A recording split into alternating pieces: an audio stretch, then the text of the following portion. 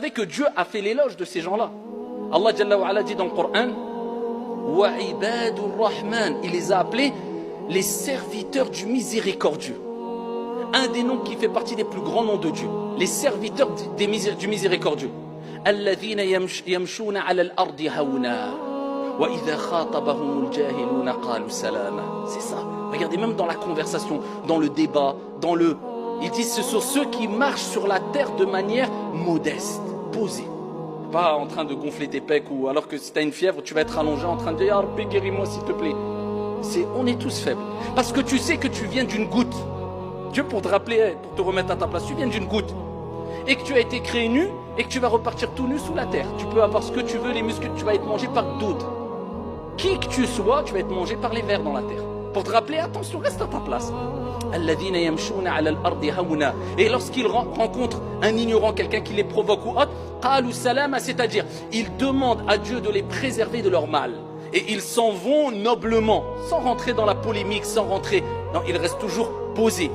Et Allah subhanahu wa ta'ala, il dit Tilka al-jannah, tilka ad-darul akhirah. Il dit c'est cette demeure dernière, il parle du paradis. Et Dieu nous dit c'est pour qui le paradis? Tilka ad-darul akhirah. نجعلها للذين لا يريدون علوا في الأرض ولا فسادا. Allah il dit cette demeure dernière, le paradis, on l'a préparé, on l'a réservé. Pour qui ya Allah? Pour qui ya Rab? Il dit pour qui c'est le paradis? Il dit pour ceux qui ne cherchent ni à s'élever sur terre et ni à commettre du mal, de la corruption, de faire des péchés, etc. Allah Jalla wa Ala te rappelle que le paradis c'est pour ces gens-là. C'est pas pour les mutakabbiroun, les orgueilleux, moi je suis. Toi tu es quoi? Un peu de respect, un peu de retenue. Que ça soit avec les grands, que ça soit avec les jeunes, que ça soit le professeur, que ça soit l'enseignant, que ça soit l'élève. Du respect, de la modestie, de la retenue. Surtout quand la personne en face de toi t'a devancé d'un certain rang, des parents. C'est pour ça que Dieu il parle particulièrement des parents, il dit وَخْفِضْ لَهُمَا جَنَاحَ الذُّلِّ مِنَ الرَّحْمَةِ وَقُلْ رَبِّ ارْحَمْهُمَا كَمَا رَبَّيَانِي صَغِيرًا.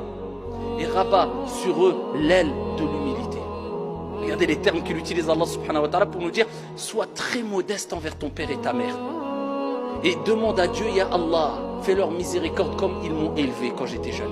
Donc ici tu dois agir avec encore plus de modestie et de respect vis-à-vis d'une personne qui a un rang au-dessus de toi. Et le professeur doit agir avec modestie envers ses élèves, l'élève envers le professeur, les parents envers les enfants envers les parents, le jeune envers la personne âgée envers le jeune.